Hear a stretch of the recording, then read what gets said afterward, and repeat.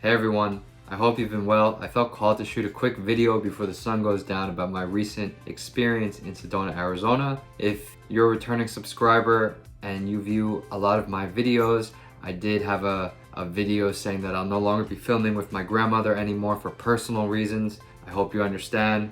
Feel free to continue following me on my journey or unsubscribe, that's okay too. So now I'm going to talk about why I decided to go to Sedona, Arizona. So my current state, it's kind of like a midlife crisis, but I don't like to say that. What I would like to say is I'm looking for new direction in all areas of my life. I'm looking for what's part of my next chapter, my next cycle. I recently closed down my cinnamon bun pop-up bakery business because I wasn't making money. I was actually losing money. I should shoot another video on this. That has really been weighing down on my mind, and I'm kind of unsure what to do with my career, you know, if I should stay home, where I want to be, this sort of thing. So for the past couple months actually, I've been having this itch to go to Sedona because I went to university in Arizona, in Tempe, to Arizona State. And at the time, I've been to Sedona when I was 18 for a day trip with my family, but it was a very surface level experience. We just took like a pink Jeep tour and then we left and went to the Grand Canyon. I still enjoyed it, but a lot of you know that Sedona is a sacred place. It's a spiritual place that has been a respected place of the Navajo Indians, the Hopi Indians, and I think the Yavapai Indians. I hope I said that right. Specific groups of people went to this area of Arizona, Sedona, for spiritual retreats, for spirit quests, because there is supposedly some very dense, potent energy there. So I thought, hey, I'm kind of lost. I don't know what to do with my life right now, so why don't I take a personal trip down to Sedona, Arizona, stayed there for 5 days, and then I'm gonna spend a couple of days in my old college town. So going to Sedona, Arizona, well, first off, my trip to Arizona in April of 2022, the flight ticket was so expensive. If I didn't use airline points, it would have cost $800 round trip. It's bonkers. The cost was high, and also Sedona has like very nice resort style hotels, and they don't really have anything like kind of, you know, standard that's like okay, not so expensive. And I guess it's the high season now because it's before summertime. A lot of the accommodations were very expensive, and I was looking at the Airbnbs and they were still about $150 a night. An option that I was considering was to stay in the next town over. I think it was called Cottonwood, but I didn't really get a good vibe there, and it was still like $100 a night. So I was like, it's a 30-minute car ride away from Sedona. It's a completely different vibe. I was like, I want to stay in Sedona. I had already reserved a place in Cottonwood for my time in Sedona, and at the last minute I checked Airbnb again and I found a room in someone's home.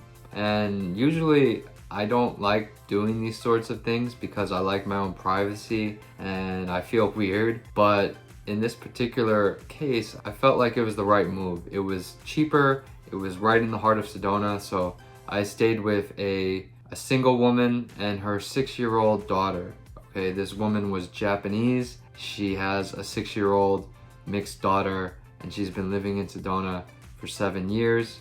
And she had a nice room with its own personal shower and bathroom, which is where I stayed. I'm glad I chose this accommodation. So first I'll talk about the accommodations. Living at her house was such a lovely, heartfelt experience. It was really nice to feel that love and embrace. Her house was artfully decorated with spiritual pieces, Buddhist pieces, Vedic, like yoga, art, so many little touches around the house, paintings. There was Japanese paintings too, crystals, which I'm kind of a fan of now. I'm learning more about. There was so many artful touches.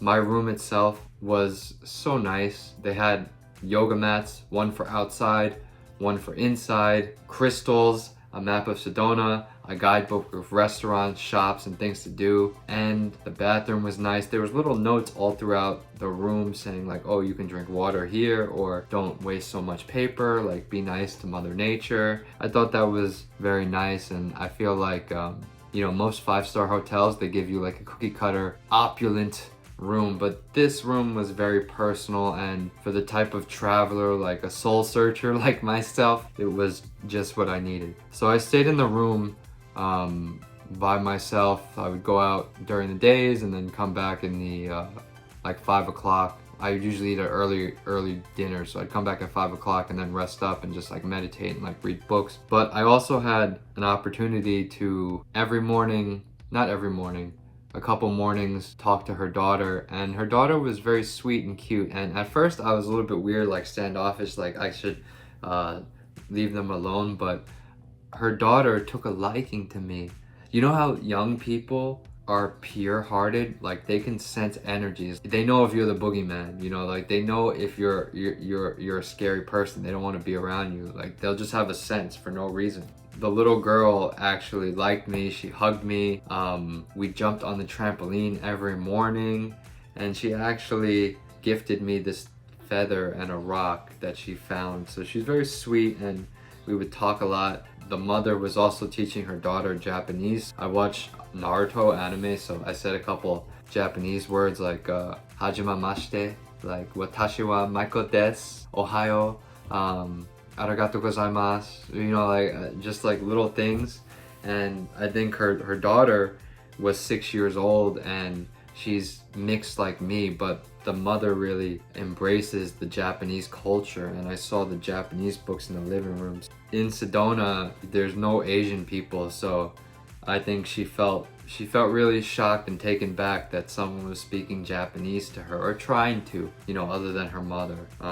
But she was really sweet, and I'm glad she showed me love. And then I had a conversation with her mother one day, and she was telling me about her life story and how she moved to Arizona, and it was just a very loving, caring homestay. Of course, I had my space. I did my own thing most of the time, but I'm really glad that I chose to stay at this place. So what I did during my stay in Arizona was, what Sedona known for are vortexes, which from my understanding, and I'm not an expert in this, are dense, energetic hotspots that contain upflow or inflow energy, or masculine or feminine energy. Some vortexes contain both energies, so it's a balanced vortex. A feminine vortex would be more introspective and cause you to go within and maybe feel more emotional. A masculine vortex might give you more energy and drive and motivation. That's what I was told. So there's 4 main vortexes in Sedona. A lot of them have trails. I went to the main 4, and I was told that Sedona, there's vortexes everywhere because the rocks are red. It's a characteristic red rock. So there's vortexes everywhere, but there's 4 main hotspots, and I went to them to see how I would feel. From my experience, I'm not saying that you're gonna experience exactly the same way as me. We all have different experiences, and just because it worked for me or if it didn't work for you, that doesn't discredit if it works for you or if it doesn't. It's like when people try new things, like, oh, I tried meditation for 1 minute, it doesn't work. Well, you only tried it for 1 minute, like, and it might not be your thing. So if you listen to that person, you might not try something that would resonate with you. So the best thing is to try for yourself and really assess the feeling for yourself. But for me personally, I was very emotional during my stay in Sedona, so I felt more emotional going to these vortexes. When I went to the masculine vortex, I had a headache. I had felt like pressure on my head, but I had energy to keep going. I don't know what that was, okay? But I had different sensations. And just being in Sedona itself, being around these vortex energies, there's stuff happening that I'm unaware of. The native people that used to come on spirit quests in Sedona, Arizona, I was told that they didn't actually live in Sedona because the energy was very intense, but they came here for sacred pilgrimages on the land. Okay, but I definitely felt something, and I went to the sacred spots, and at night I had trouble sleeping. I would wake up every night that I stayed in Sedona and wake up super early in the morning and not feel so tired. I would kind of have energy, so I would not sleep, but I would still have energy. So that was my experience with the vortexes, and definitely do some more research, and you know, I implore you to experience it for yourself. I believe in these sacred practices. I am open to experiencing them and learning about them and coming up with my own personal conclusion. I'm not saying that these spiritual things are the right way. I also believe in religion. I just believe that there's no one religion that says the truth. I believe that all religions speak the truth, and all religions should be valued because all religions are telling a story about creation, okay? And I think spirituality in and of itself, in some forms, takes all of these religions into account and doesn't necessarily create this one story, because if the universe is infinite, then these religions don't necessarily know the whole story. It's infinite, okay? I just went really deep there, mamma mia. So yeah, the Vortexes are cool. Definitely go to see them. I also, for most of my trip, decided to eat vegan, plant-based food. I'm not a medical expert. I just decided to do it just because I wanted to just try it out. And I would have 2 meals a day. They had a couple vegan restaurants because everyone's into eating healthy. A lot of the restaurants close early. So I'd eat things like a veggie bean burrito with Ethiopian bread. I think it's called, I forget what it's called, but it's made of teff flour. This healthy avocado sandwich, veggie burgers. So I ate stuff like that. I also went to this juice place every morning that was super expensive, but you know how I like that organic juice. All the yuppie, hippie, spiritual people were there hanging out. It was a good place. I tried this blue magic bowl, which blue spirulina powder, which was $14, mamma mia. But that was good. I treated myself, but I went there very often. And then I would hit up this place called Choco Tree and another place called Conscious Meals. So I ate that. How did I feel about being vegan for 6 days? I've been having bad hair days every day. Got another veggie burger. This time it's a veggie burger with avocado.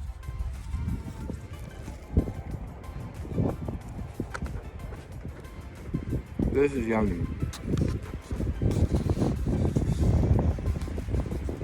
Put avocado on anything, it tastes good. Also got my shirt on today. You know it's a good day. Wish everyone well. Peace.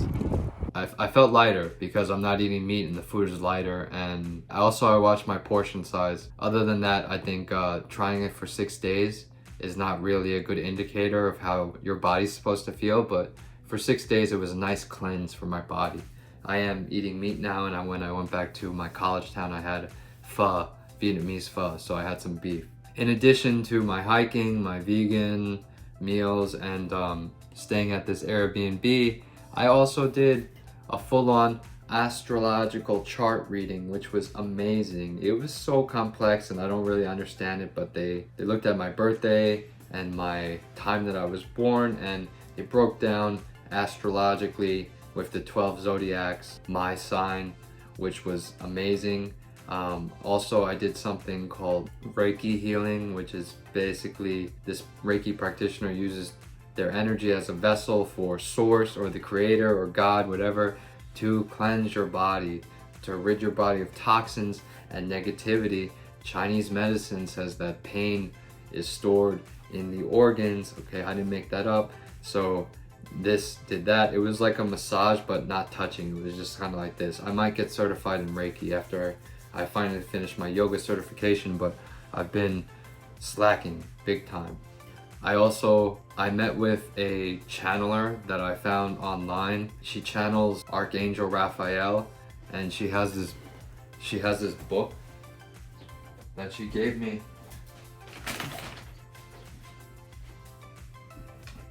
Angel Insights for Unprecedented Times. So I know it sounds weird, but she's basically an open channel for archangels. So she provides guidance. And when you receive guidance from the angels, you don't get ultimatums or you should do this or you should do this or this person's bad. It's more, everything is neutral. There's many opportunities at play and nothing is really bad. It's just decisions to be made. That's how the angels speak. And I also went on a land tour with this woman where she brought a drum, and we went to this special location. Before we stepped on the land, we prayed north, south, east, west, and we banged the drum, and then we finally made it up to the hill. It took like 20 minutes, and as we're waiting on this hill, animals start coming out, right? Two hawks, butterflies, birds, flies, everything is coming. And I take that as a spiritual sign. So before we stepped on the land, we honored it, we respected it, and then we got up to the location, and then the animals started coming to see us. That was really cool. Also, my Airbnb host's partner, he's half Native American. He's lived in Sedona for 20 years and he plays native flute. He's actually famous. I didn't know that. We actually had a 2-hour conversation at the Airbnb, and it was very insightful to hear a male perspective of life and you know, his journey of self-development and spirituality and going within. So all these practitioners that I worked with were, again, they call themselves healers, and they do some esoteric things that people would be like, that's weird, that could be witchcraft, like these tarot cards that I have here, that could be witchcraft. But their approach was actually not what you would think, like, oh, cast spells on this person. It's more like, Michael, how do you feel? What do you want? Let's assess your pain, your issues, what you can work on, because our fears and insecurities get projected in our outside environment and reflect back at us through people, through situations, and these sorts of things. So in working with these people, I'm not getting told that this person is bad, this person's good, don't do this job, don't do this. It was healing in a sense of healing myself, both from my childhood, from my past lives, and just how can I take accountability for my actions and become the best version of myself. There was no ultimatums, there was no like, yeah, you should, you know, not be with this person, you should leave this job. There was none of that. It was just like, Michael, what do you want? How do you feel? These sorts of things. So I felt very empowered, because with a lot of psychics and spiritual people, you know, everyone wants an answer from them, like, give me the answer. But what I learned here, and what I've been learning, is that the answer is within. The answer is within, to our higher self, our intuition. So the advice that they told me was, in a sense, teaching me how to fish, not giving me the fish. And that is more valuable. So I'm very happy for this experience and in working with these people, because I kind of planned these sessions, but I also had some flexibility to try new things. I ultimately spent a lot of time alone in my room, just thinking and reflecting on my life, my choices that I made, what I could have done better, and how I want to move forward and what I want to do in my life. Yeah, that's basically it. I also posted a lot on my Instagram story to keep myself busy from actually swiping on TikTok and Instagram. I just ranted to the camera, people thinking maybe like I had the most amazing time ever and I'm so happy, but they don't know that I was actually kind of lost in the moment and not emotionally in the best place. But I tried to maintain a positive outlook, and yeah. So after five nights in Sedona, I left. I drove back to my college town of Tempe, Arizona. Met up with my first year roommate, Kevin, who's a fantastic person. I'm so proud of him for having a job, family, really inspiring. And he watches my videos with my papa. Shout out to Kevin, first year. I wish you the best. Come to New York. Also, my friend Alonzo, who we were in a couple of business classes together, and he's doing well too. Another friend I'm so proud of, with family and everything. So we had some good Mexican food. I gotta go back to that restaurant. So overall, it was a nice experience. I stayed near my college town. The whole college town is like a hotel now. They really built it up. It's crazy. They got office buildings over there. It's not the same. It's new. It's new, but it's still familiar. It's still nostalgic, but it was nice being in that area again. And I stayed at a nice Sonder apartment, which is like Airbnb, but they manage it like a hotel. So it was a very nice experience, not that expensive. I recommend staying there. But that's basically it. Then I flew back to New York, and here I am now. And I would say during my trip, I was doing a lot of deep inner healing and shadow work and looking within myself in aspects of myself that I've buried or didn't really attend to my whole life, like deep-rooted insecurities. And during this trip, I really focused in on them, so it was a lot. But I didn't really feel the effects so much until I got back home to New York, and I realized that I had zero energy. I felt drained mentally, emotionally, headache, stomach ache, lost some weight. Everything just kind of felt off. So it's taken me like 2 weeks to get back to like a functioning level. Actually, I feel like I'm being upgraded energetically, and my body now felt the inner work that I put in, and now it's reflecting outward in my body. That's what I think, if that makes any sense. So I'm finally getting back to more of a routine. I'm applying for jobs now, and I went to boxing today, which is the first time in a month, so I got killed. And I'm trying to get back out there and not forget who I am. And now my key takeaway from my life is not to really attach myself to outcomes or specific goals. It's more so, what can I experience in this moment? I want to adapt to change, go with the flow. I want to be there for my loved ones. I want to commit to my loved ones, but I also want to go with the flow. I want to live life with these tenets: accountability. I will admit when I'm wrong. I take accountability for what I do, what I say, and I own up to my mistakes. I own up to who I am. Integrity. I do the right thing no matter what. I don't want to manipulate people. I don't want to hurt people.